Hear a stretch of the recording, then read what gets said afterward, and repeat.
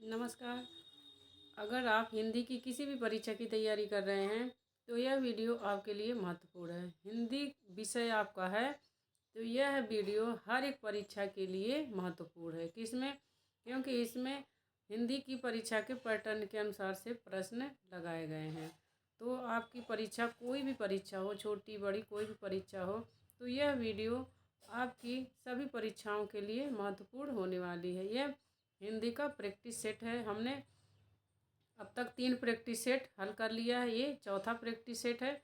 अगर जो आप वह तीनों प्रैक्टिस सेट और रिजल्ट 2018 का पेपर ना देखे हों तो आप देखिए, क्योंकि उसमें परीक्षा की दृष्टि से बहुत ही महत्वपूर्ण प्रश्न हैं। तो हम इसके प्रश्नों को देखते हैं।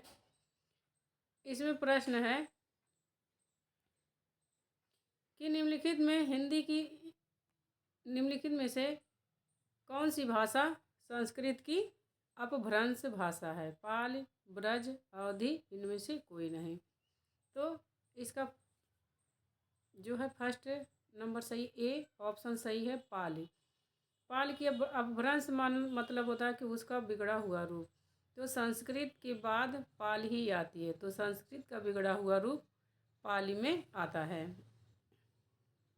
आगे है, लिपि की आवश्यकता होती है भाषा बोलने में, भाषा लिखने में, भाषा संकेत में, इनमें से कोई नहीं। तो लिपि की आवश्यकता किस में होती है? इसका भी करेक्ट आंसर हो जाएगा भाषा लिखने में। जब हम किसी भाषा को लिखते हैं तब उसे लिपि कहते हैं। तीसरा प्रश्न है, कौन सी बोली बिहारी के अंतर्गत नहीं आती? बिहारी हिंदी के अंतर्गत नहीं आती। भोजपुरी, मगही, मैथिली, बघेली।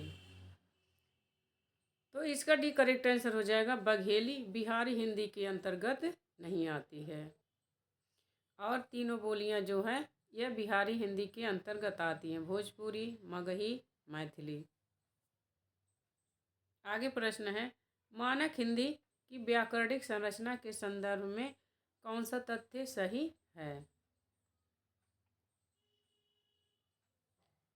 मानक हिंदी में 10 कारकों के लिए विभक्ति चिन्ह निश्चित हैं। तो पहला ही गलत है, हिंदी में 10 कारक नहीं होते हैं।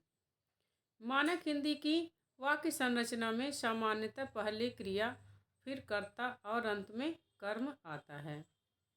मानक हिंदी में केवल एक वचन होता है। व्याकरणिक स्तर पर मानक हिंदी के रूप परिवर्तनशील और अपरिवर्तनशील दोनों प्रकार के होते हैं। तो इसमें सही तथ्य पूछ रहा है कि इसमें कौन सा तथ्य सही है। तो इसका जो है करेक्ट आंसर डी हो जाएगा। व्याकरणिक स्तर पर मानक हिंदी के रूप परिवर्तनशील और अपरिवर्तनशील दोनों प्रकार के होते हैं। और यह जो तीनों हैं यह गलत हैं। हिंदी में एक वचन नहीं, 2 वचन होते हैं। और हिंदी में पहले क्रिया नहीं आती, पहले कर्ता फिर क्रिया फिर कर्म, या पहले कर्ता क्रिया कर्म ऐसे आता, पहले कर्ता आता है। तो ये गलत है। और मानक हिंदी में 10 कारक नहीं होते हैं। तो इसका डी करेक्ट आंसर हो जाएगा।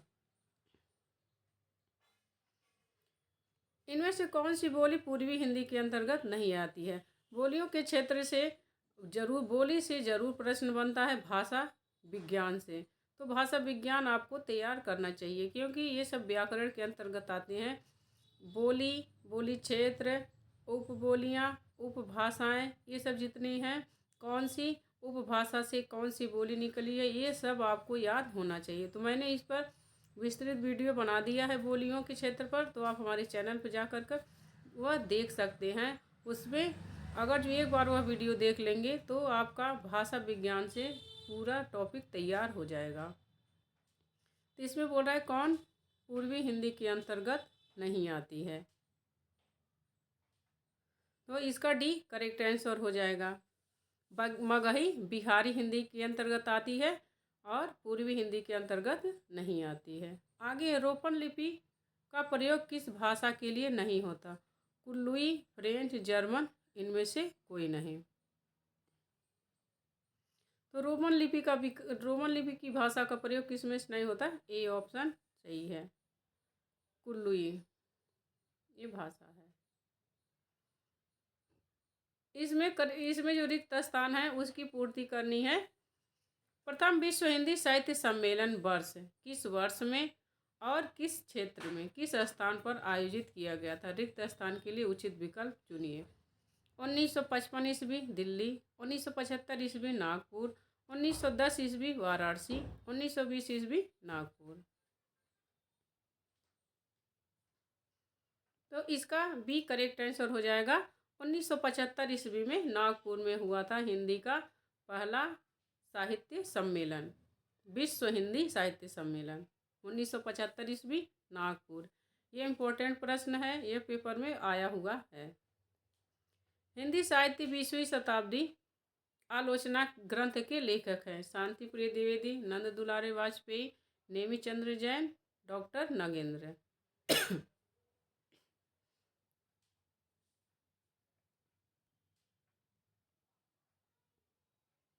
इसका भी करेक्ट आंसर हो जाएगा नंद दुलारे वाजपेयी। आप अगर जो हिंदी की किसी भी परीक्षा की तैयारी कर रहे हैं तो आपको रचनाएं पता होनी चाहिए। जितनी ज़्यादा आप रचनाएं याद कर लेंगे, व्याकरण आपका सही रहेगा। और जो प्रसिद्ध कहानी, नाटक, उपन्यास हैं उनका लेखक, उनका नाम और उसकी विषय वस्तु, बस इतनी चीज़ें आप याद कर लें, आप हिंदी की किसी भी परीक्षा को पास कर सकते हैं। लेकिन इसका कहने में तो इतने छोटे में हो जा रहा है, लेकिन अगर जो एक बार तैयारी करने लगते हैं तो बहुत बड़ा है यह सिलेबस। तो इसके हैं बी नंद दुलारे वाजपेयी, क्योंकि रचनाएं अक्सर पूछी जाती हैं। प्रेमचंद निम्नलिखित में से कौन से प्रेमचंद की कहानियों के पात्र हैं? लहना सिंह, पंडित बुद्धिराम, अमीना, सुनंदा। तो इसमें सबसे पहले हमें एक की पॉइंट जानना है कि जो आपको आ रहा है और लग रहा है कि वह एकदम आपको करेक्ट है, कि वह सही है, तो पहले उस ऑप्शन को देखो कि किसमें आया है, तो उसको आप कैंसिल कर देंगे। लहना सिंह, पंडित बुद्धिराम, अमीना, सुनंदा।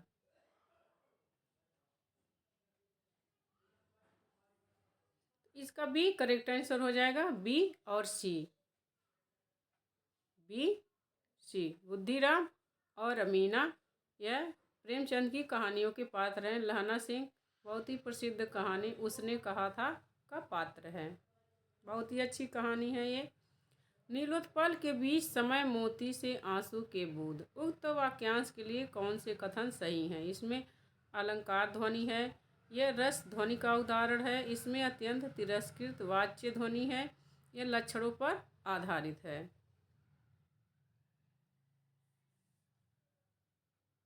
इसका ए करेक्ट आंसर हो जाएगा, ए और डी। ए और डी यह इससे सही कथन है। इसमें अलंकार ध्वनि है और यह लक्षणों पर आधारित है। इसमें स्थापना और तर्क दिया है, वह मिलाना है कि कौन सा सही है। नाटक जड़ या रूढ़ नहीं, एक गतिशील पाठ है, क्योंकि वह लिखा कभी जाए, खेला वर्तमान में जाता है। इसमें पूछ रहा है कि कौन सा ऑप्शन सही है। ए बी दोनों सही, ए आर दोनों सही है, ए गलत, ए आर दोनों गलत है, ए सही है, आर गलत है, ए गलत है, आर सही है।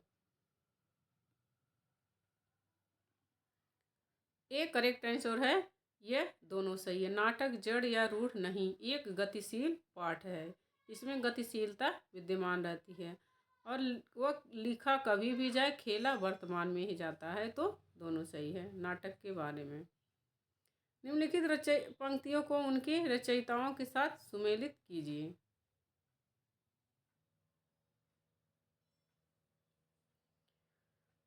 नागर बहिरे, ये सब आदिकाल के कवि हैं और उनकी रचनाएं हैं। नाहिर बहरे डोबी तोहार कुड़िया छाए, का तरुअर पंच बिड़ाल, कड़ुआ बोल न बोलिस नारी, जिहाल मुस्की मगुन तगाफुल। इसमें से आदिकाल की पंक्तियां हैं, इसमें मिलाना है आपको कौन किसकी काव्य पंक्तियां हैं।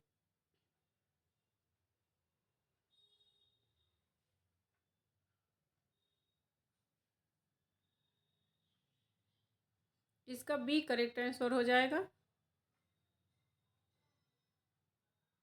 नगर ये है कड़हप्पा की।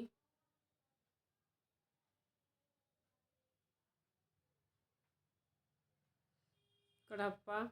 और बी है लुइपा की। और सी है नरपत नाल की, कड़ुआ बोल न बोलिस नारी। और डी है अमीर खुसरो की। अगर आपको डी पता चल जाता कि जिहालिमुस की, ये बहुत ही प्रसिद्ध इनकी ये काव्य पंक्तियाँ हैं अमीर खुसरो की, जिहालिमुस की मकुन तगाफुल। तो आपको अगर जो एक पता चल जाता कि ये डी वाला अमीर खुसरो का है, तो जो थर्ड नंबर है यह किसी में नहीं है। तो ऐसे ही पेपर में आपको अनुमान लगाना है और पता करना है। इसमें कहानियों के पात्र हैं और कहानियां हैं, उन्हें सुमेलित करना है। आकाशदीप, दिल्ली में एक मौत, उसने कहा था गैंग्रीन।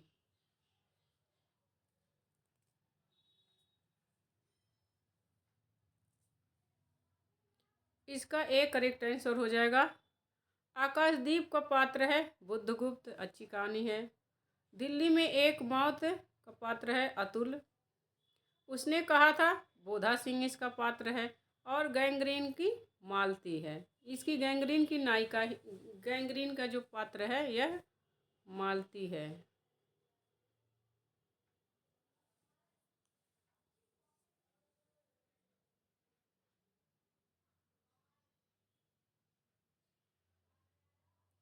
जन्मना कवि, प्रकृतिया घुमक्कड़ और विचारक मूलतः मार्क्सवादी। कविता के लिए कोई भी विषय हो सकता है। घुमक्कड़ ऐसे कि कभी यहाँ कभी वहाँ। मूलतः मार्क्सवादी, किंतु वे उसके बाहर भी झांक लेते हैं। बच्चन सिंह का उपरोक्त कथन किस कवि के विषय में है?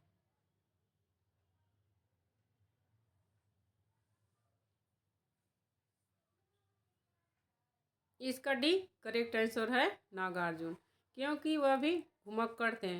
राव संस्कृत्यान घुमक्कड़ के लिए प्रसिद्ध है, उनका एक ग्रंथ ही है घुमक्कड़ शास्त्र। लेकिन नागार्जुन भी घुमक्कड़, इनकी भी प्रकृति स्वभाव जो था वह घुमक्कड़ था, क्योंकि ये हिमालय पर पैदल यात्रा करते हुए गए थे। और वहाँ पर उन्होंने वहाँ जब गए तो उसके बाद उन्होंने लिखा था कि अमल धवल गिर के शिखरों पर बादल को घिरते देखा है। तो ये भी घुमक्कड़ थे।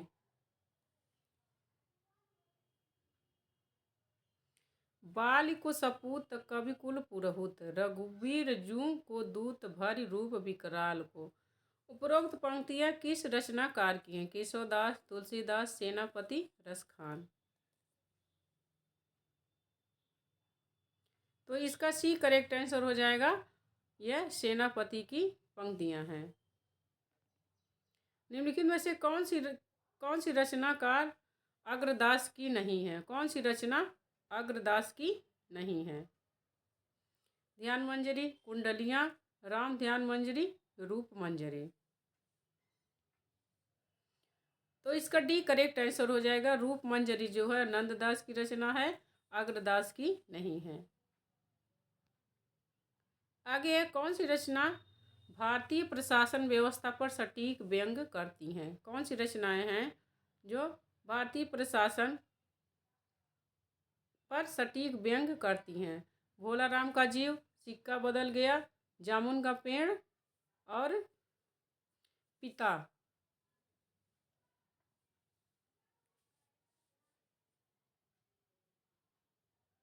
करेक्ट आंसर ए और सी, भोला राम का जीव, जामुन का पेड़। ये दोनों बहुत ही अच्छी कहानी है। भोला राम का जीव में वो मर जाता है भोला राम, लेकिन उसकी पेंशन बहाल नहीं हो पाती। वो दफ्तरों का चक्कर काटते काटते 5 साल तक इंतज़ार करता है अपने पेंशन के लिए, तो लेकिन तो उसकी पेंशन बहाल नहीं होती और वो मर जाता है। तो इस धार्मिक कहानी के माध्यम से उन्होंने वर्तमान प्रशासनिक भारतीय व्यवस्था पर यह व्यंग किया है कि आजकल की जो दफ्तर हैं, दफ्तरों में कैसे रिश्वतखोरी हो रही है, कैसे क्या हो रहा है कि बिना पैसे का आपका कोई काम नहीं हो सकता। नारद आते हैं उसको आत्मा को ले जाने, तो वो दफ्तर के फाइलों में पड़ा रहता है। तो नारद से भी जो अधिकारी रहते हैं उनकी बीड़ा ले लेते हैं रिश्वत के तौर पे। तो यह दिखाया गया। और जामुन के पेड़ में जो एक दूसरे के ऊपर अगर जो कोई कार्य शुरू करते हैं तो वो कितना टाइम लगता है उसका दिखाया गया है कि एक आदमी जामुन के पेड़ के नीचे मर जाता, दब जाता है, उसको कोई नहीं निकालता है, लिखित कार्रवाई करते करते वह मर ही जाता है। तो यह दोनों कहानियाँ जामुन का पेड़ और भोला राम का जीव भारतीय प्रशासन व्यवस्था पर व्यंग है। यह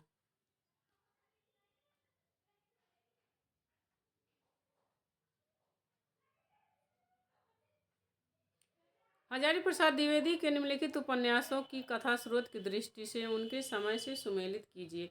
एक तरफ उनके हजारी प्रसाद द्विवेदी की एक तरफ की जो उपन्यास है और दूसरी तरफ उनकी समय सीमा है, समय है, किस समय में उन्होंने लिखा है।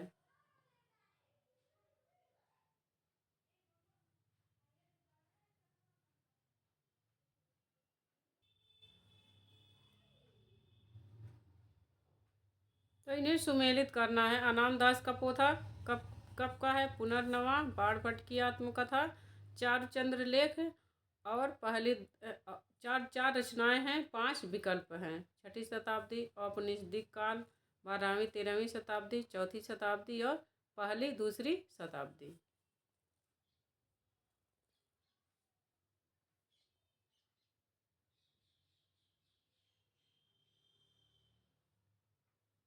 इसका डी करेक्ट आंसर हो जाएगा।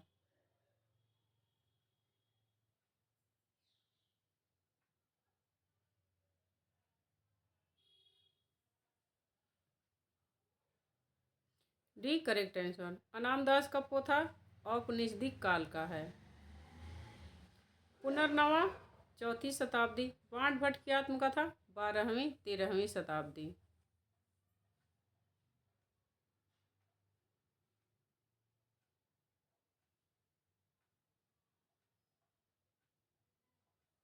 चार चंद नहीं,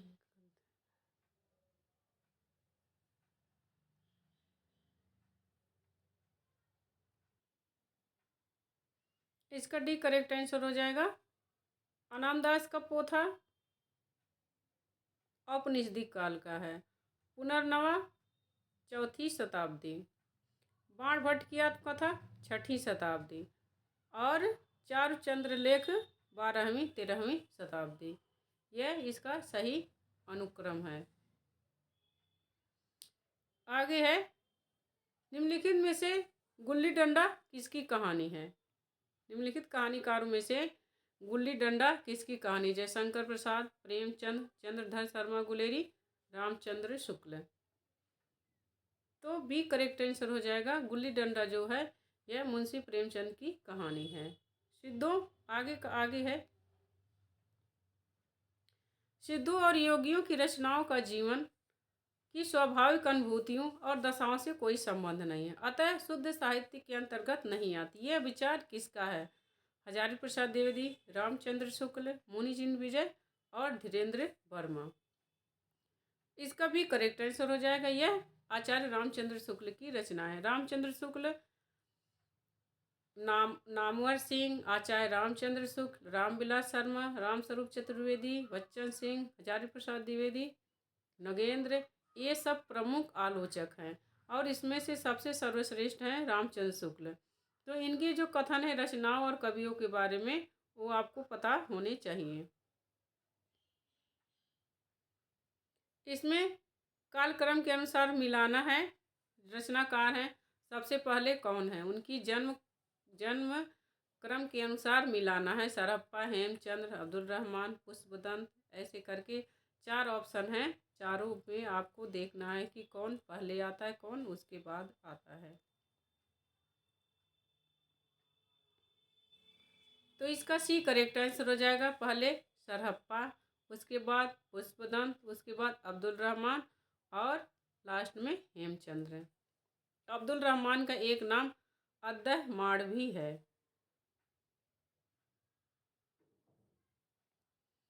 कथन है और उसके तर्क हैं। अभिकथन है छायावाद रीति काव्य की भांति शुद्ध मानसल प्रेम का काव्य है। तर्क है क्योंकि छायावादी कविता में व्यक्तिनिष्ठ वासना की अभिव्यक्ति हुई है। इसका भी करेक्ट आंसर हो जाएगा। यह छायावाद के बारे में दोनों गलत तर्क है।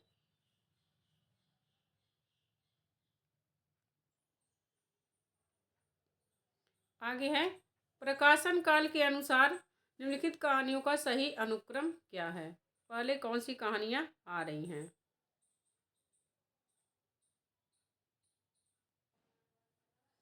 परिंदे, ईदगाह, आकाशदीप, उसने कहा था।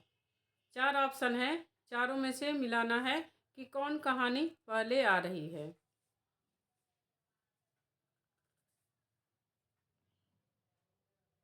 इसका भी करेक्ट आंसर हो जाएगा।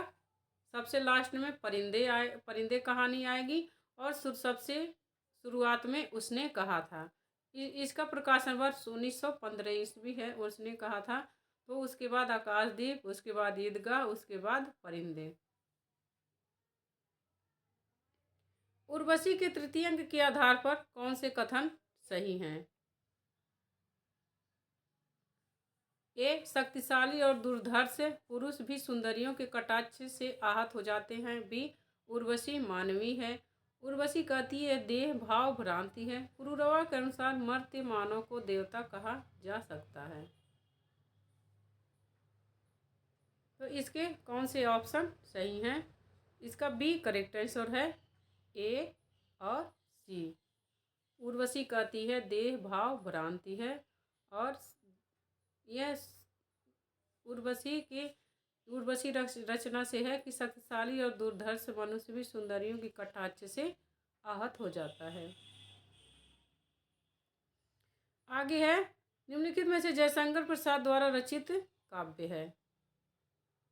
तितली, उर्वशी, इरावती, झरना।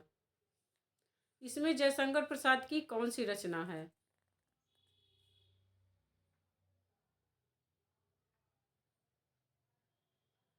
यह क्वेश्चन को आपको ध्यान से पढ़ना है। क्वेश्चन है कि कौन सा रचित काव्य है, काव्य पूछ रहा है।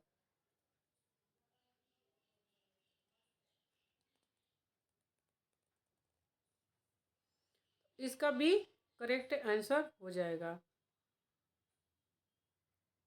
उर्वशी और झरना। रचना तो किसी भी क्वेश्चन को आपको ध्यान से पढ़ना, क्योंकि इसमें सारी जो रचनाएं हैं वह जयशंकर प्रसाद की हैं। लेकिन तो प्रश्न में पूछा है कि काव्य कौन सा है। तितली, इरावती इनका उपन्यास है और उर्वशी और झरना उर्वशी चंपू काव्य है और झरना इनका छायावादी युग का प्रथम काव्य है। तो यह दोनों काव्य हैं, बी और डी।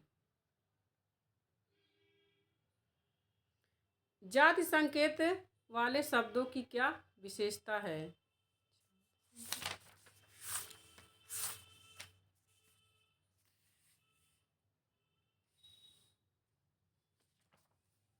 विशिष्ट रूप व्यापारों का विशिष्टता परक अर्थ देना। मूर्त विधान के लिए विशेष रूप से प्रयोजनीय। तत्व निरूपण में अधिक उपयोगी। शास्त्र मीमांसक के लिए अनुपयोगी। जाति संकेत वाले शब्दों की क्या विशेषता है। तो इसका सी करेक्ट आंसर हो जाएगा, तत्व निरूपण में अधिक उपयोगी।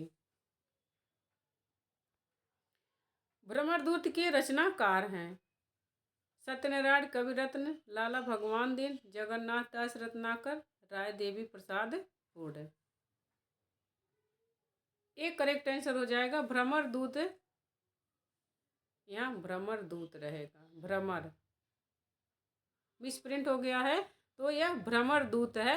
भ्रमरदूत के रचनाकार हैं सत्यनारायण कविरत्न और जगन्नाथ दास रत्नाकर की जो रचना है वह उद्धव शतक है।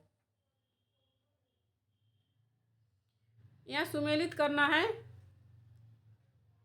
काव्य ग्रंथ हैं, कृतियां हैं और एक तरफ से उनके जो हैं रचनाकार हैं। मुक्ति प्रसंग, खुशबू की शिलालेख, अनुभव के आकाश में चांद और रेणुका। यह जो रचनाएं हैं यह किसकी रचनाएं हैं।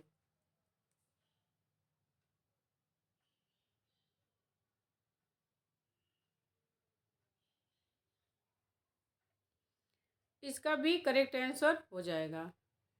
मुक्ति प्रसंग राजकमल चौधरी की रचना है और खुशबू के शिलालेख भवानी प्रसाद मिश्र की है।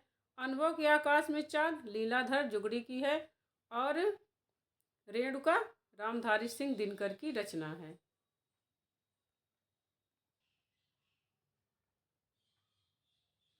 आगे विद्रोहिणी अम्बा नाटक के रचयिता हैं।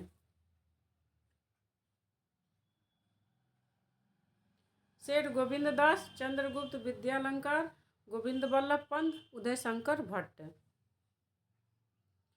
इसका डी करेक्ट आंसर हो जाएगा उदय शंकर भट्ट। विद्रोहिणी अम्बा नाटक के रचयिता हैं। आगे है बायोग्राफिया लिटरेरिया के लेखक हैं वर्ड्सवर्थ, लोंजाइनस, कोलरिज, आइए रिचर्ड्स। सी करेक्ट आंसर हो जाएगा बायोग्राफिया लिटरेरिया के लेखक हैं कोलरिज। यह सुमेलित करना है, एक तरफ रचनाएं हैं और दूसरी तरफ रचनाकार हैं। रस पंचाध्याय, प्रेम वाटिका, कवित्र रत्नाकर, वरवे नायिका भेद।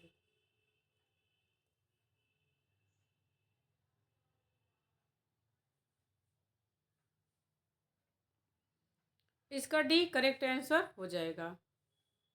रस पंचाध्याय नंददास की रचना है और प्रेम वाटिका रस खान की रचना है। कवित्र रत्नाकर सेनापति की रचना है और बरवे नायिका भेद रहीम की रचना है। तो इसका सी करेक्ट आंसर हो जाएगा।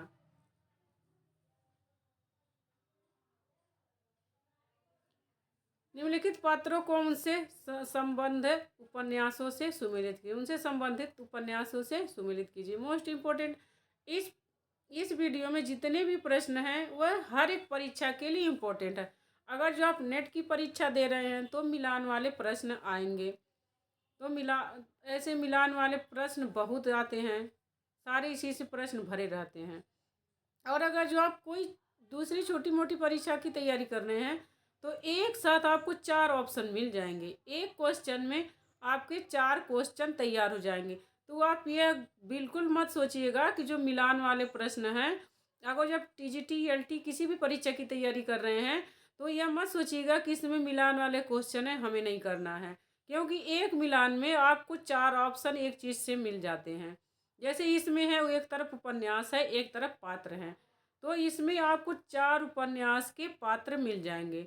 और 100% है कि उपन्यास के पात्र से प्रश्न जरूर बनते हैं।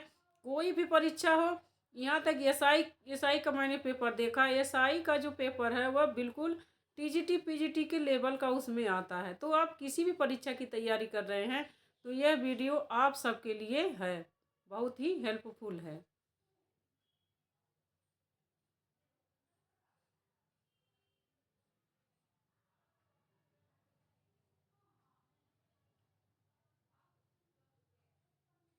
इसका एक करेक्ट आंसर हो जाएगा। महंत रामदास मैला आंचल का पात्र है।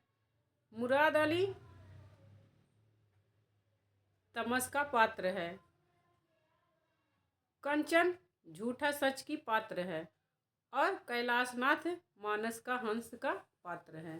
तो एक साथ आपको 4 क्वेश्चन तैयार हो जा रहे हैं। अगर जो नेट की तैयारी कर रहे हैं तो ऐसे ही पेपर में आते हैं। अगर जो किसी और परीक्षा की तैयारी कर रहे हैं तो एक साथ आपको 4 ऑप्शन मिल जाते हैं। इसका एक करेक्ट आंसर हो जाएगा। मीराबाई के पदों में मुख्य है अपूर्व भाव विह्वलता, रहस्यानुभूति, आत्मसमर्पण, भगवत विरह की पीड़ा की उत्कट अभिव्यक्ति। यहाँ कूट है, उसमें मिलान करना है कूट में। तो इसका भी करेक्ट आंसर हो जाएगा। अब अपूर्व भाव विह्वलता, आत्मसमर्पण और भगवत विरह की पीड़ा की उत्कट अभिव्यक्ति। रहस्यानुभूति मीराबाई की रचना में बिल्कुल नहीं है, क्योंकि वह सीधे श्री कृष्ण को अपना पति मानती हैं और उन्हें पति के रूप में उनकी आराधना करती हैं। आगे है जाके कुटुंब सब ढोर ढोअंत, फिरई आज हूँ बनारसी आस पास, आचार सहित विप्र करय दंडऊ, तिन तनय रविदास दासानुदास। इन काव्य पंक्तियों में किन भावों की अभिव्यंजना हुई है? लोक व्यवहार, वर्ण व्यवस्था, विनय और गर्भोक्ति। इसका भी करेक्ट आंसर हो जाएगा वर्ण व्यवस्था की अभिव्यंजना हुई है इनमें।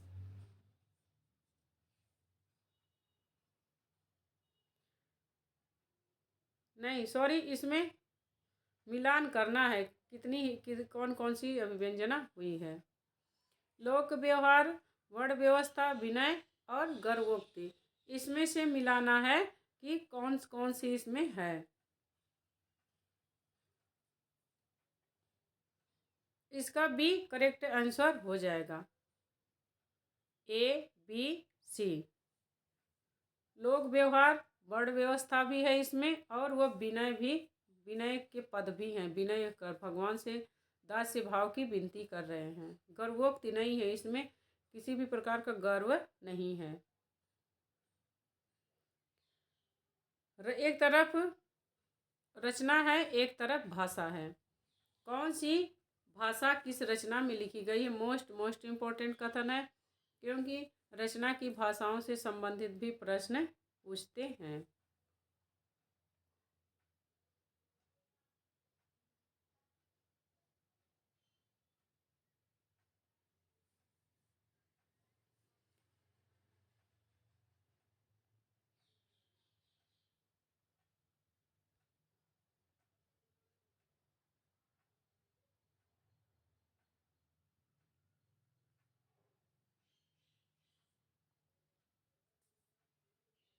इसका डी करेक्ट आंसर है। अवहट्ट में है, कीर्तिलता विद्यापति की है जो अवहट्ट में है। ब्रज भाषा में भंवर गीत है। अवधि मधुमालती में है, यह प्रेमाश्रय शाखा की रचना है जो, और खड़ी बोली में प्रिय प्रवास, यह आधुनिक काल की रचना है। तो मोस्ट इम्पोर्टेंट है ये सारी रचनाएं और इनकी भाषाएं।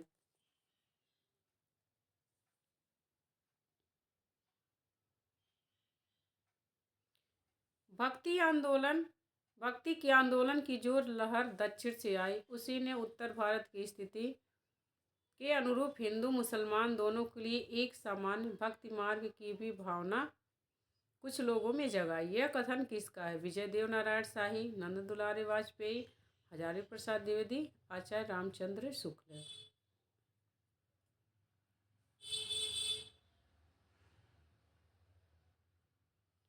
तो इसका डी करेक्ट आंसर हो जाएगा, आचार्य रामचंद्र शुक्ल।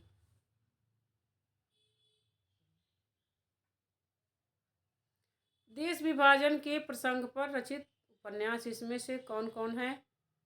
झूठा सच, तमस, कितने पाकिस्तान, छोटे छोटे युद्ध।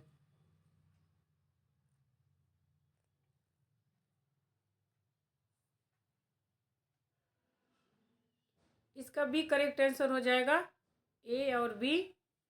यह देश विभाजन के प्रसंग पर आधारित उपन्यास हैं, झूठा सच और तमस। नहीं सॉरी, ए।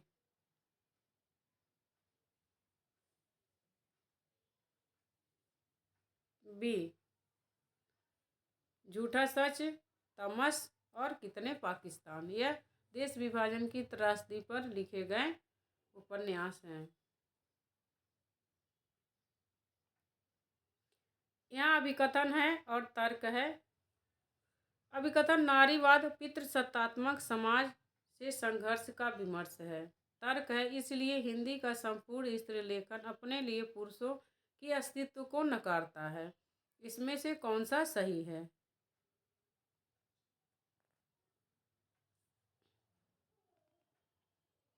तो बी करेक्ट आंसर है, नारीवाद पितृसत्तात्मक समाज से संघर्ष का विमर्श है। लेकिन तो आर जो इसका तर्क है वह गलत है कि संपूर्ण हिंद, ऐसा नहीं है कि जितनी भी स्त्री लेखन है, स्त्रियों ने लेखन किया, वो सब पुरुषों के अस्तित्व को नहीं मानती हैं। यह गलत है, तर्क इसका गलत है और अभिकथन सही है।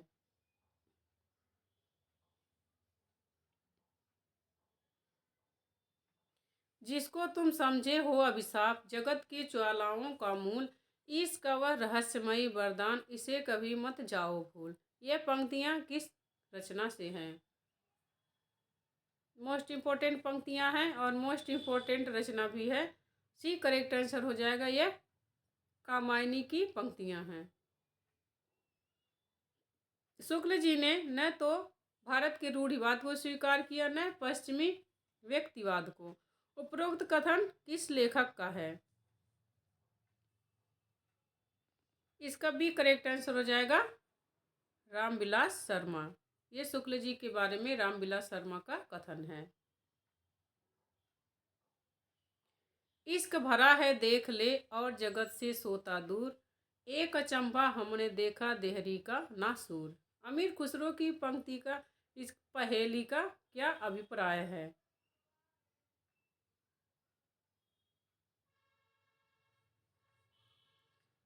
इश्क भरा है देख ले जगत से सोता दूर, एक अचंभा हमने देखा देहरी का नासूर। अमीर खुसरो की पहेलियां भी पेपर में पूछी जाती हैं। तो इसका भी करेक्ट आंसर हो जाता है कुआं।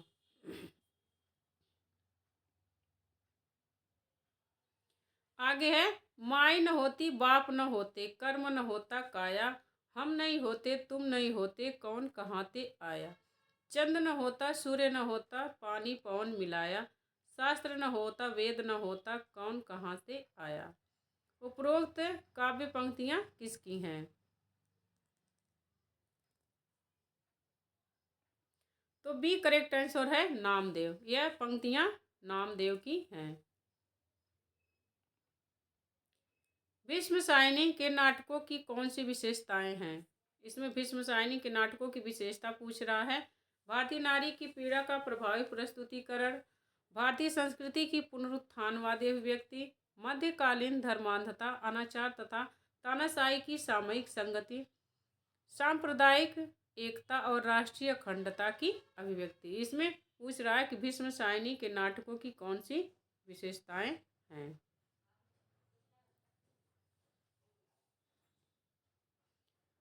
तो बी करेक्ट आंसर हो जाएगा। ए और सी, मध्यकालीन धर्मांधता, अनाचार, तानाशाही, समसामयिक संगति और भारतीय नारी की पीड़ा का प्रभावी प्रस्तुतिकरण। भीष्म सायनी के नाटकों के बारे में पूछ रहा है और किसी रचना के बारे में नहीं। आचार्य शुक्ल के अनुसार रहीम के बारे में कौन सी विशेषताएं सही हैं? संस्कृत अरबी फारसी से के पूर्व विद्वान थे।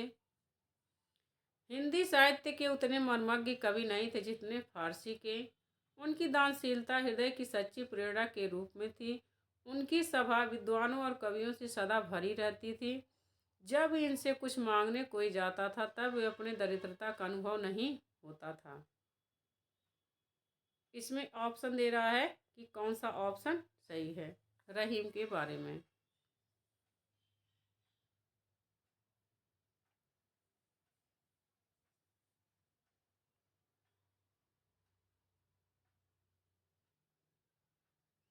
डी करेक्ट आंसर है। ए सी डी। यह संस्कृत अरबी और फारसी के पूर्व विद्वान थे। उनकी दानशीलता हृदय की सच्ची हृदय के प्रेरणा के रूप में थी। सभी विद्वान और कवियों से उनकी सभा भरी रहती थी। भी गलत है कि वह हिंदी के उतने काव्य मर्मज्ञ नहीं हैं जितने फारसी की। बिल्कुल गलत है इनके बारे में, क्योंकि हिंदी के आप रहीम के दोहे पढ़ेंगे तो ऐसा आपको नहीं लगेगा कि ये हिंदी नहीं जानते या इनका जो है हिंदी भाषा पर अधिकार नहीं है।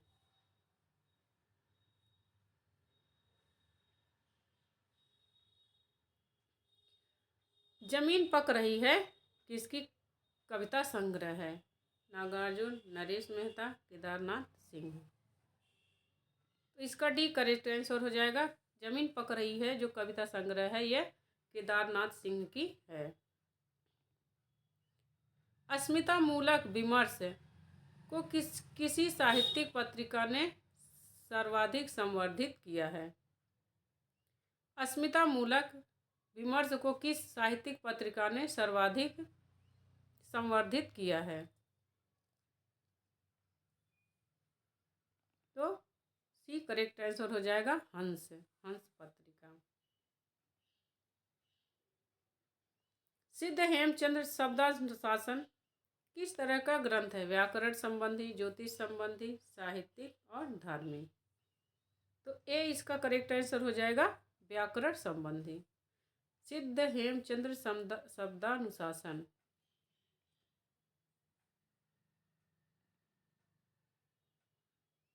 कविता में विशेष व्यापार सूचक शब्दों का प्रयोग अधिक क्यों होता है? विशेष व्यापार सूचक शब्द शास्त्र मीमांसा के अनुकूल हैं, कविता का विपरीत भावना को मूर्त रूप में रखना है, और कविता में पारिभाषिक शब्दों की अधिक अपेक्षा होती है। कविता विशिष्ट का नहीं सामान्य का चित्रण करती है। तो कविता के विशेष व्यापार के रूप में कौन सा कथन सही है?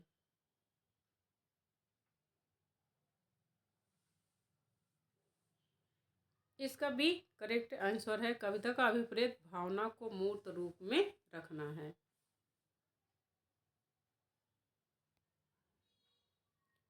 निम्नलिखित में से जयशंकर प्रसाद का कौन सा नाटक कल्लड़ की राज तरंगिणी पर आधारित है? मोस्ट इम्पॉर्टेंट है यह। जयशंकर प्रसाद के नाटकों के बारे में पूछ रहा है। कौन सा नाटक कल्लड़ की राज तरंगिणी पर आधारित है? तो इसका भी करेक्ट आंसर हो जाएगा विशाख।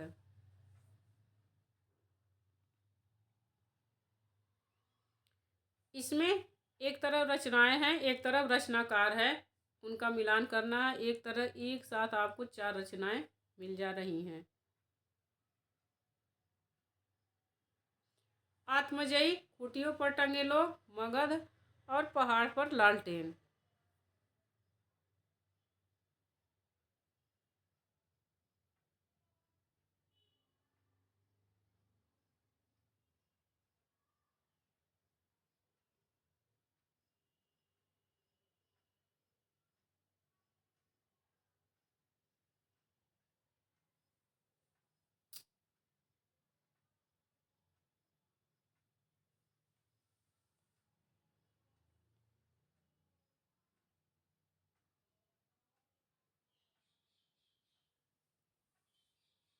इसका डी करेक्ट आंसर हो जाएगा।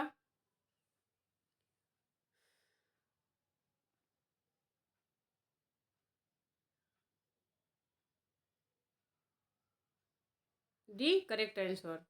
आत्मजयी कुंवर नारायण की रचना है। खूंटियों पर टंगे लोग सर्वेश्वर दयाल की रचना है। मगध श्रीकांत वर्मा की रचना है। पहाड़ पर लालटेन मंगलेश डबराल की रचना है। तो इसका डी करेक्ट आंसर हो जाएगा।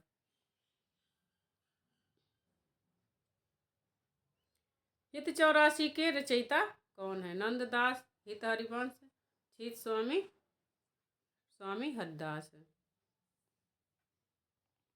हित 84 के रचयिता हित हरिवंश हैं। आगे है पेरू यूप्सुस के आधार पर काव्य में उदात्त तत्व की अवधारणा का प्रवर्तन किसने किया था? पेरू यूप्सुस के आधार पर काव्य में उदात्त तत्व की अवधारणा का प्रवर्तन किसने किया था? इसका बी करेक्ट आंसर हो जाएगा लोनजाइनस। घना का विशेषण क्या होगा? घना का विशेषण शब्द क्या? घनाकार, घनी, घनघोर, घनयुक्त।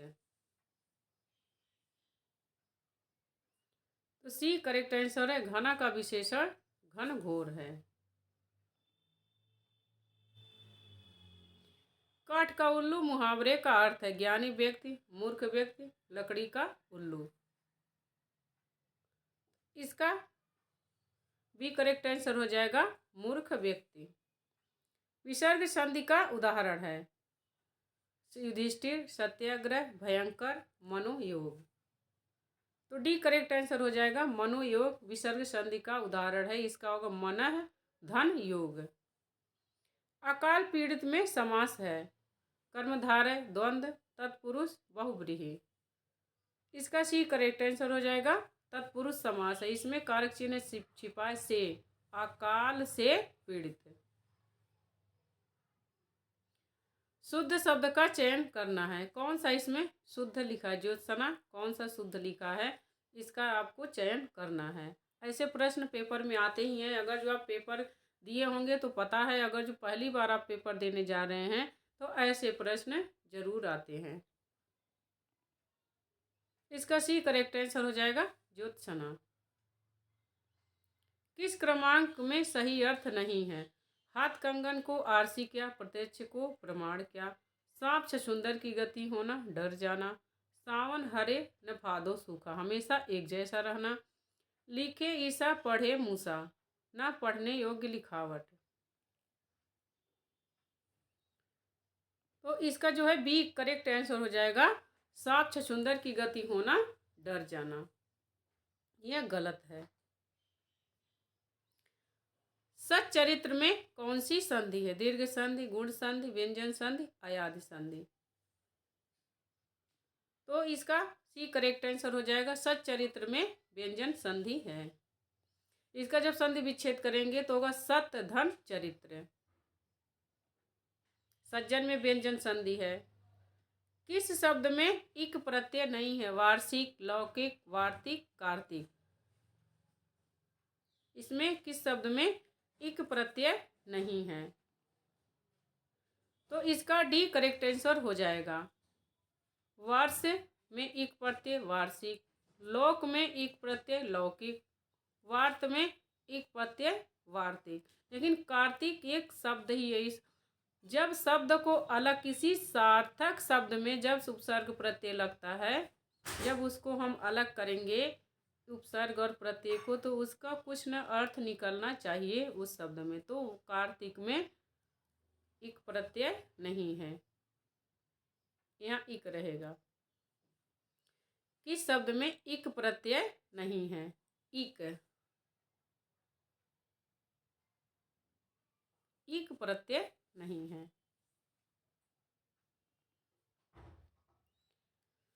शुद्ध वाक्य है, राम और सीता वन में गई। राम और सीता वन के अंदर नहीं गए, राम और सीता वन को गए, राम और सीता वन की ओर गए। इसका सी करेक्ट आंसर हो जाएगा, राम और सीता वन को गए।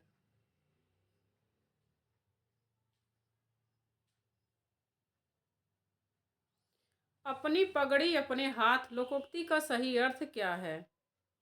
अपना मान सम्मान बचाना अपने हाथ में होता है। अपनी पगड़ी स्वयं संभालना, अपनी पगड़ी स्वयं पहनना, पगड़ी को हाथ में सुरक्षित रखना। तो अपनी पगड़ी अपना हाथ, लोकोक्ति का सही अर्थ है अपना मान सम्मान बचाना अपने हाथ में होता है। किसी ओछे व्यक्ति से अगर जो आप भिड़ गए तो आप अपना मान सम्मान उसके साथ खो देंगे। निम्नलिखित में कौन सा पद तत्पुरुष समास है? नवरात्र, अनुदिन, पदगत, धर्म, धर्म।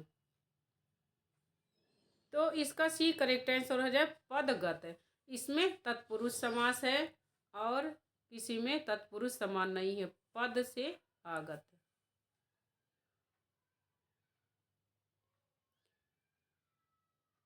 मनु भंडारी अपनी आत्मकथा में आपका बंटी उपन्यास की विभिन्न समीक्षा में किस पक्ष को अपेक्षित मानती हैं? इसमें मनु भंडारी की आत्मकथा के बारे में पूछ रहा है और आपको पता होनी चाहिए कि इनकी आत्मकथा का क्या नाम है। एक कहानी यह भी, यह मनु भंडारी की आत्मकथा का नाम है। लिख लीजिए आप, एक कहानी यह भी। तो इसमें आपका बंटी उपन्यास के बारे में वह इसका वर्णन करती हैं। तो उसमें क्या अपेक्षित मानती हैं? खंडित बचपन, बच्चों के पालन पोषण का आर्थिक पक्ष, बाल मनोवैज्ञानिक पक्ष, मुख्य स्त्री पात्र स्त्रीत्व। इसका डी करेक्ट आंसर है मुख्य स्त्री पात्र स्त्रीत्व, यह अपेक्षित मानती हैं। अभिनव गुप्त के अनुसार मानव मन में वासना रूप में स्थित अस्थायी भाव का साधारणीकरण होता है। साधारणीकरण के लिए भोजकत्व व्यापार अनिवार्य है। साधारणीकरण की अवस्था में प्रेक्षक स्वयं पर के बंधन से छूट जाता है। साधारणीकरण की अवस्था में प्रेक्षक की लौकिक संबंधों का बोध रहता है। इसमें कौन सा सही है? ए सी करेक्ट आंसर है। ए और सी, ए और सी।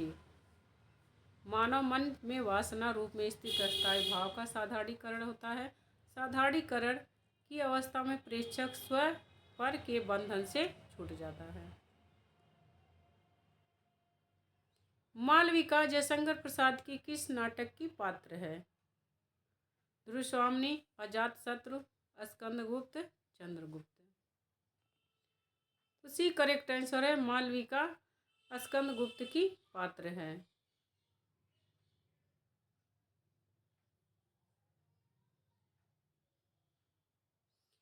निम्न में से कौन सा रीतिकालीन कवि रीति मुक्त धारा का कवि है? रसलीन, पद्माकर, मतिराम, आलम। इसमें से रीति मुक्त धारा का कवि पूछ रहा है तो इसका डी करेक्ट आंसर हो जाएगा आलम। बोधा, ठाकुर, आलम, घनानंद, ये सब रीति मुक्त धारा के कवि हैं।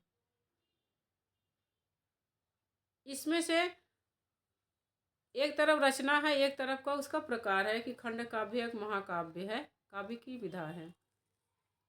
विष्णुप्रिया खंड काव्य, सिद्धराज खंड काव्य, साकेत महाकाव्य, जय भारत मुक्तक काव्य। इसमें से पूछ रहा है कौन सा युग्म सही है? चार में से एक ही सही है।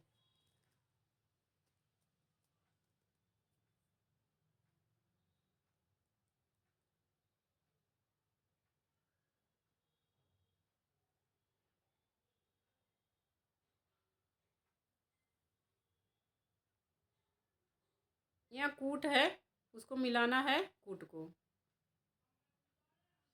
कौन सा कूट सही है? तो इसमें डी करेक्ट आंसर हो जाएगा इसका। ए बी सी, विष्णुप्रिया खंड काव्य, सिद्धराज खंड काव्य, साकेत महाकाव्य, जय भारत मुक्तक काव्य नहीं है। तो यह तीनों जो हैं वह सही है, ए बी सी। अभिकथन सौंदर्य कारक धर्म को अलंकार कहते हैं। तर्क, लेकिन इसका कल्पना से कोई संबंध नहीं है। इसका डी करेक्ट आंसर है। अभिकथन सही है लेकिन तर्क गलत है। सौंदर्य कारक धर्म को अलंकार कहते हैं, इसका कल्पना से कोई संबंध नहीं है, यह गलत है। निम्नलिखित आलोचकों को उनकी कृतियों के साथ सुमेलित कीजिए। नीचे दिए गए कूट का प्रयोग करते हुए सही उत्तर चुनिए। एक तरफ रचना है, एक तरफ रचनाकार है, तो उनकी रचनाओं को सुमेलित करना है।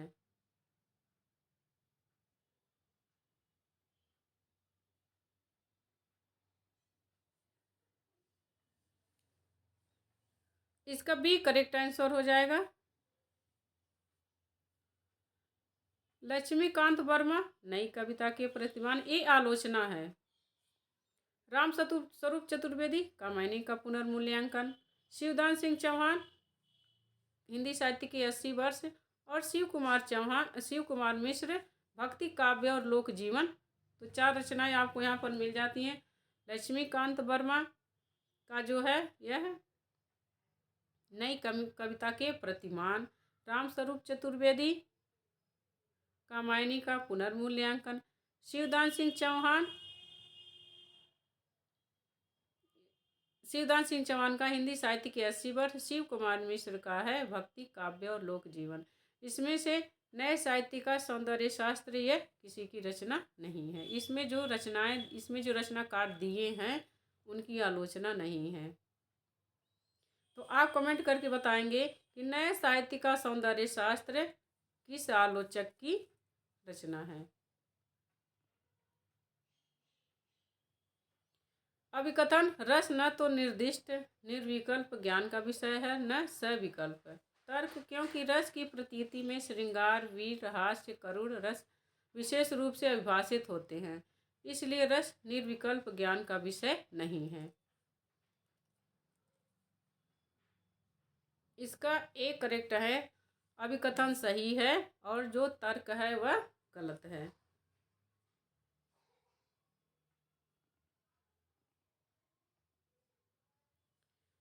आधुनिक हिंदी की सबसे सशक्त कवयित्री में से एक होने के कारण किसको आधुनिक मीरा के नाम से जाना जाता है? महादेवी वर्मा, मधुर कपिला, सुभद्रा कुमारी चौहान, मृदुला गर्ग।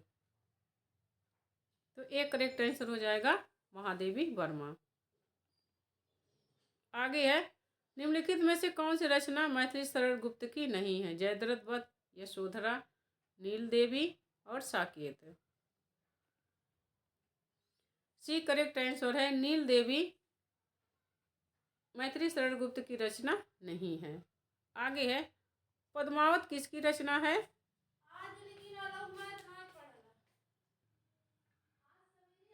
यह जायसी की रचना है पद्मावत।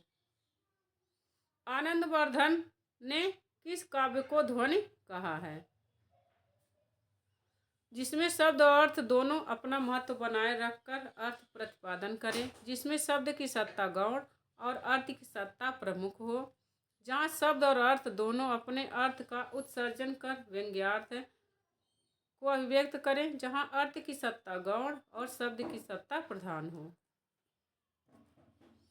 इसका सी करेक्ट आंसर हो जाएगा, जहाँ शब्द और अर्थ दोनों अपने अर्थ का उत्सर्जन कर व्यंग्यार्थ को अभिव्यक्त करें। यह आनंदवर्धन ने काव्य को ध्वनि कहा है। इस काव्य को ध्वनि कहा है। मोस्ट इम्पोर्टेंट है, ये संस्कृत के आचार्य हैं।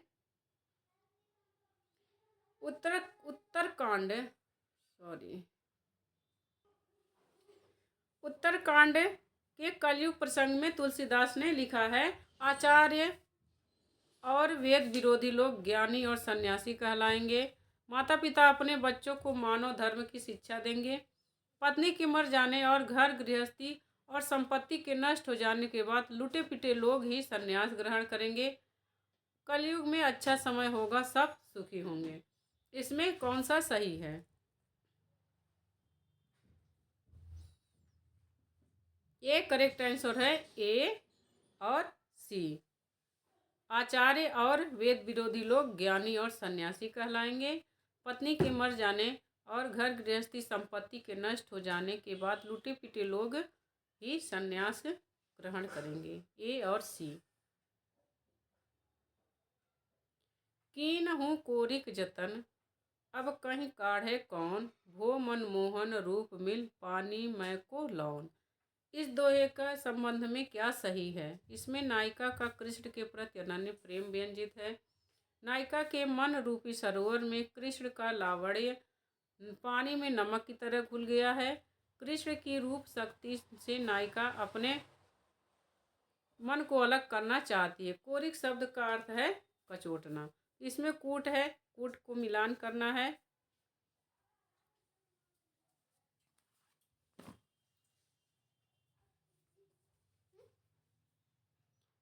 डी करेक्ट आंसर है, सी और डी।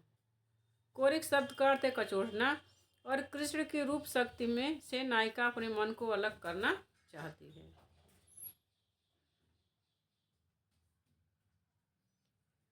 सिद्धों से संबंधित रामचंद्र शुक्ल के कौन से कथन सही हैं? इसमें कूट है, मिलान करना है। वज्रयान में आकर महासुखवाद का प्रवर्तन हुआ। नाथ पंथ सिद्धों की परंपरा से नहीं निकला। सिद्धों का साहित्य शुद्ध साहित्य अंतर्गत नहीं आता। सिद्धों की वाणियां सांकेतिक नहीं हैं। इसका ए करेक्ट आंसर हो जाएगा, ए और सी। यह शुक्ल जी का सिद्धों के बारे में सही कथन है। वज्रयान में आकर महासुखवाद का प्रवर्तन हुआ और सिद्धों का साहित्य शुद्ध साहित्य के अंतर्गत नहीं आता। यह शुक्ल जी का कथन है। कॉमरेड का कोट कहानी के लेखक हैं? D correct answer, Srinjay. यहाँ पर पात्र हैं और नाटक है, उनको मिलाना है। आषाढ़ का एक दिन मोस्ट इम्पोर्टेंट है। आधे अधूरे स्कंदगुप्त ध्रुवस्वामिनी।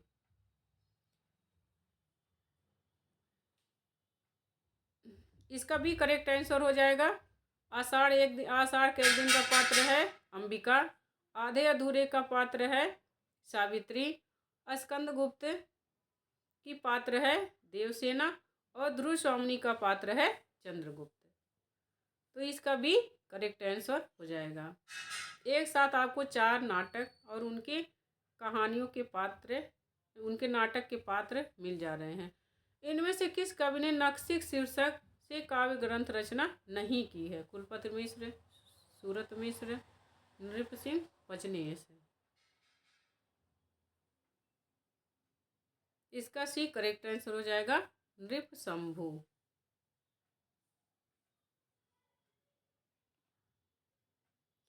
इनमें से कौन सा उपन्यास भीष्म साहनी द्वारा रचित नहीं है? झरोखे, कड़ियाँ, बसंती, पीढ़ियाँ।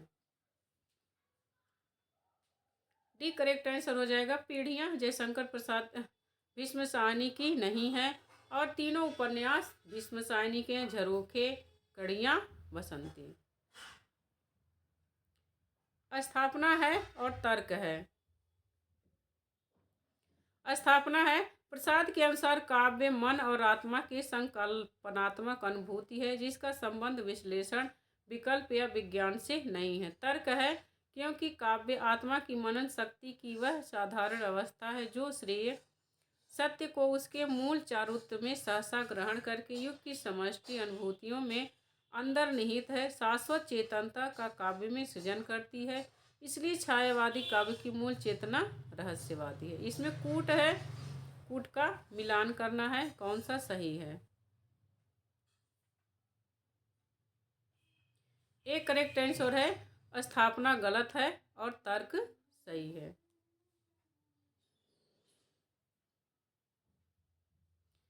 इसमें नाटक और पात्र सुमेल आपको मिलाना है। एक तरफ नाटक है, एक तरफ पात्र है। इसका भी करेक्ट आंसर है शीलवती सूर्य की अंतिम किरण से पहली किरण तक, शर्मिष्ठा देहांतर की पात्र है और सुरेखा द्रौपदी का पात्र है और उर्वी पहला राजा की पात्र है। यहाँ उर्वी रहेगा, उर्वी, उर्वी पहला राजा की पात्र है।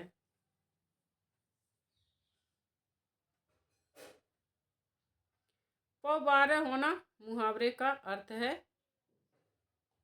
भाग जाना।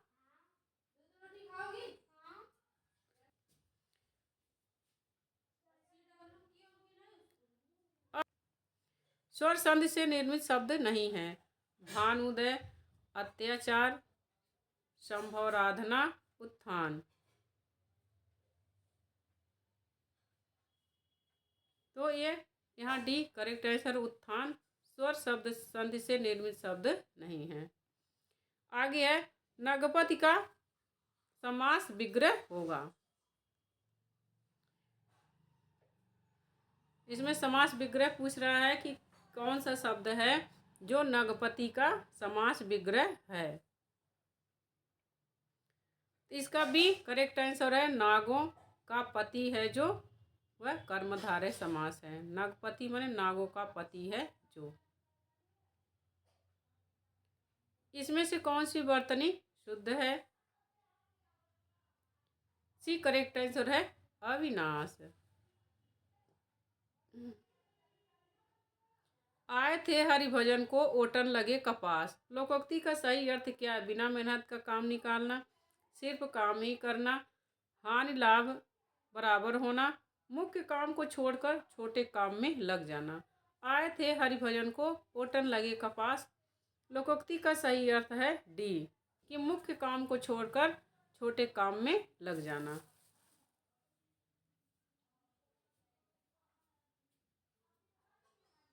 मनोरथ का संधि विग्रह है।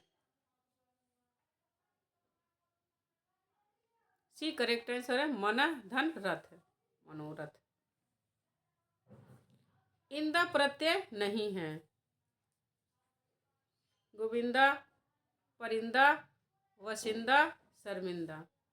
एक करेक्ट आंसर है गोविंदा में इंदा प्रत्यय नहीं है, जिससे पर इंदा, पर माने दूसरा, वास इंदा, तो इन सब शब्दों का कुछ न कुछ अर्थ निकल रहा है। गोविंदा शब्द को हम अलग करेंगे तो उसका कुछ अर्थ नहीं निकलेगा।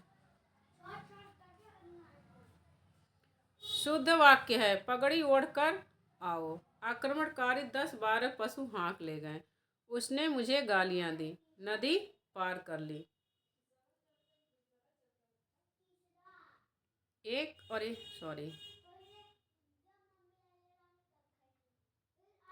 करेक्ट आंसर हो जाएगा।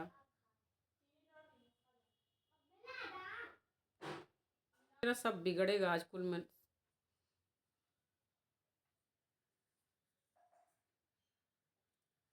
अशुद्ध वाक्य पूछ रहा है तो इसका एक करेक्ट आंसर है पगड़ी ओढ़ कर आओ। यह अशुद्ध वाक्य है। आगे है, अपनी डफली अपना राग। लोकोक्ति का सही अर्थ क्या है? आपस में एकता होना, एक मत ना होना, आसान ना होना, बुद्धिमान ना होना। तो भी करेक्ट आंसर हो जाएगा एक मत ना होना। अपनी डफली अपना राग। 31 शब्द समास का उदाहरण है। तत्पुरुष, अव्ययी, द्वंद्व, बहुव्रीहि। सी करेक्ट आंसर है 31 शब्द द्वंद्व समास का उदाहरण है। इक और 30। गोबर किस उपन्यास का पात्र है? क्या भूलूं क्या याद करूं, गोदान, गबन, पथराई आंखें। मोस्ट इंपॉर्टेंट है गोदान। गोबर गोदान का पात्र है। पाठक शब्द में कौन सा प्रत्यय लगा है? इसका भी करेक्ट आंसर हो जाएगा पाठक में अक प्रत्यय लगा है। बर्बरता की पहली सीढ़ी से सभ्यता की अंतिम सीढ़ी तक मनुष्य युद्ध जाति का साथ देता आया है। यह कथन किस संबंध से उद्धृत है? इसका भी करेक्ट आंसर है युद्ध और नारी निबंध से है कि बर्बरता की पहली सीढ़ी से सभ्यता की अंतिम सीढ़ी तक युद्ध मनुष्य जाति का साथ देता आया है। भंवर गीत किसकी रचना है? बी करेक्ट आंसर नंददास की है। भंवर गीत नंददास की रचना है। सिद्ध साहित्य के अंतर्गत 84 सिद्धों की वे साहित्यिक रचनाएं आती हैं जो प्राकृत में लिखी गई हैं, पैशाची अपभ्रंश में लिखी गई हैं, पूर्ववर्ती अपभ्रंश में लिखी गई हैं, तत्कालीन लोक भाषा हिंदी में लिखी गई हैं। माने सिद्ध साहित्य की रचनाएं किस भाषा में लिखी गई हैं? डी करेक्ट आंसर तत्कालीन लोक भाषा हिंदी में लिखी गई हैं। स्थिर पात्र और उनके नाटकों के साथ सुमेलित करना है। उर्वी, सुंदरी, वेणुरति, देवसेना। इसका सी करेक्ट आंसर हो जाएगा। उर्वी पहला राजा की पात्र है। सुंदरी लहरों की राजहंस की पात्र है। और वेणुरति सूर्यमुख की पात्र है। देवसेना स्कंदगुप्त की पात्र है।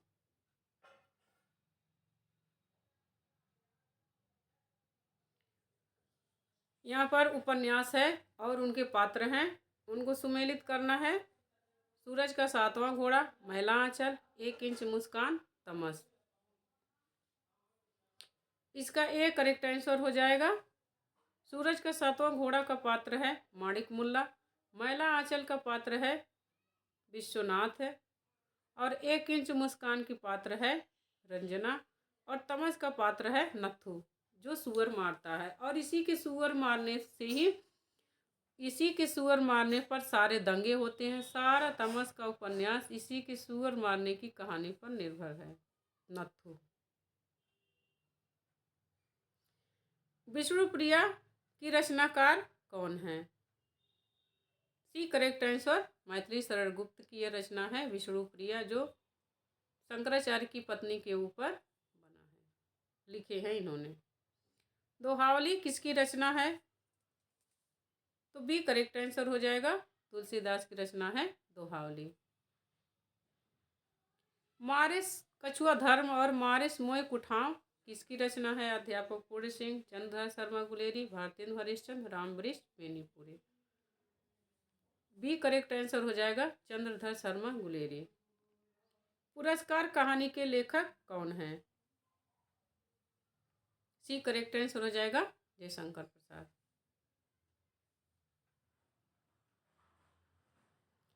जिस कृति के लिए नागार्जुन को साहित्य अकादमी पुरस्कार मिला हुआ है उस कृति की भाषा वह किस भाषा में रचित है? Sanskrit, Farsi, Hindi, Maithili. D correct answer है मैथिली। वह मैथिली में लिखी गई है। साहित्य अकादमी पुरस्कार प्राप्त निराला की साहित्य साधना किसकी कृति है? निराला की साहित्य साधना किसकी कृति है? एक करेक्ट आंसर हो जाएगा यह रामविलास शर्मा की रचना है। यह निराला की साहित्य साधना उनकी जीवनी है निराला की। नानक किस काव्यधारा के कवि हैं? एक करेक्ट आंसर हो जाएगा संत काव्य धारा के कवि हैं नानक। रश्मि रथी किसकी रचना है? मोस्ट इम्पोर्टेंट है। यह रामधारी सिंह दिनकर की रचना है। हमने छायावाद के जितने भी कवि हैं और जितनी भी रचनाएं हैं उनकी सारी रचनाओं सारे कवियों से संबंधित मैंने वीडियो बना रखा। कम से कम मैंने 300-400 प्रश्न कराए हैं। उसको अगर जो आप देख लेंगे तो आपका पूरा छायावाद क्लियर हो जाएगा। उससे छायावाद से बाहर अगर वीडियो देख लेंगे तो उससे बाहर प्रश्न आएगा ही नहीं पेपर में। अगर जो छायावाद से प्रश्न आएगा तो उतने ही वीडियो में आएगा। तो आप जा कर के हमारे चैनल पर हमारी वो वीडियो देख लीजिए और आपकी तैयारी मुझे पूरा विश्वास है और बेहतर हो जाएगी। गंगोतक में कौन सी संधि है? दीर्घ संधि, वृद्धि संधि, गुण संधि, विसर्ग संधि। तो डी करेक्ट आंसर है गंगोतक में गुण संधि है। गंगा धन ओदक, गंग धन ओदक।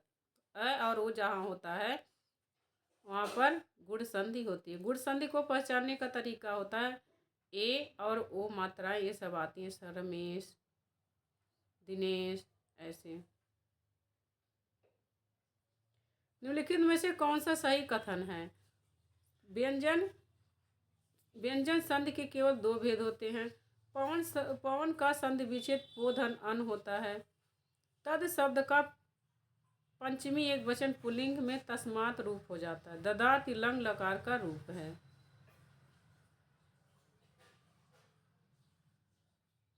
तो इसका सी करेक्ट आंसर हो जाएगा। तद शब्द का पंचमी एक वचन पुल्लिंग होगा।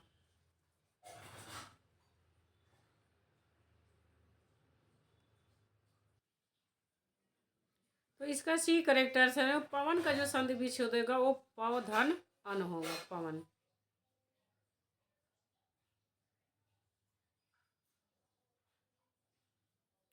निम्नलिखित में से कौन सा कथन सही है? नमः स्वस्ति स्वाहा स्वधा अलम वसट योगात चतुर्थी। यह सूत्र कर्म कारक का है। अधिकरण कारक में प्राय सप्तमी विभक्ति होती है। बालिका शब्द का प्रथम द्विवचन में बाल के रूप नहीं बनता। गुरु शब्द उकारांत स्त्रीलिंग है। तो इसमें से कौन सा सही शब्द है यह पूछ रहा है। इसका बी करेक्ट आंसर हो जाएगा। अधिकरण कारक में प्राय सप्तमी विभक्ति होती है। इनमें से कौन सा सही कथन है? कंदर्प का पर्यायवाची इंद्र है, अग्नि का पर्यायवाची अनिल है, वायु का एक नाम मारुत है और जल का पर्यायवाची अनल है।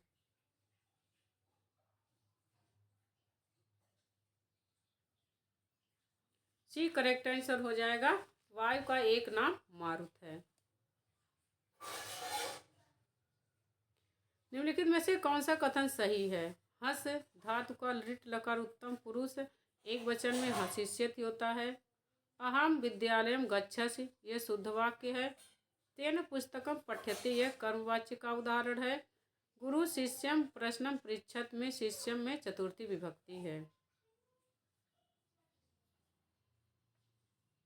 सी करेक्ट आंसर हो जाएगा। तेन पुस्तकम पठ्यते यह कर्मवाच्य पर आधारित है।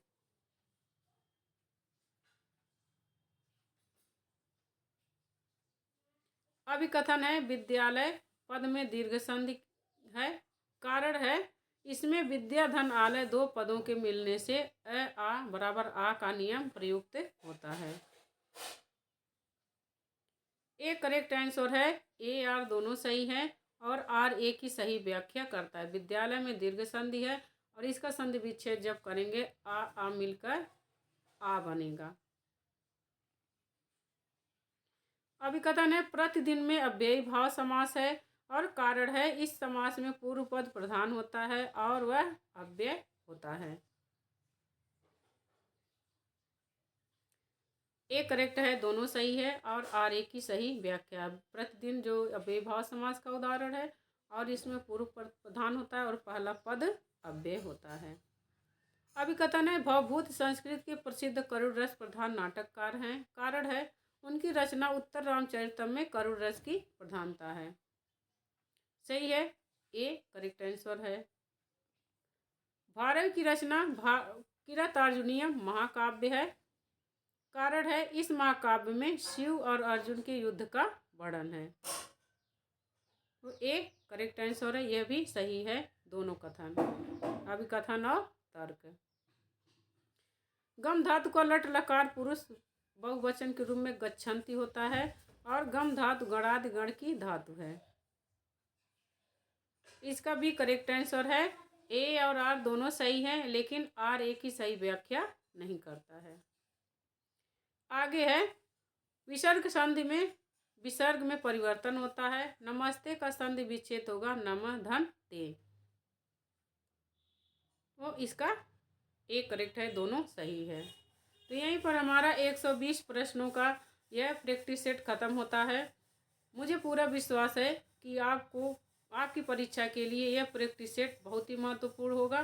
तो अगर जो आपको ऐसे ही प्रैक्टिस सेट चाहिए तो आप हमारे चैनल अर्चना हिंदी साहित्य अध्ययन को सब्सक्राइब करिए और बेल आइकन को ऑल पे क्लिक कर दीजिए ताकि जो भी मैं वीडियो बनाऊं उसका नोटिफिकेशन आप तक पहुंचता रहे और आपकी तैयारी बेहतर होती रहिए। वीडियो अच्छी लगे तो लाइक करिए क्योंकि मोटिवेशन मिलेगा कि हाँ आपको वीडियो हमारी अच्छी लगी, हमारी मेहनत रंग लाई, आपको वीडियो पसंद आ रही है।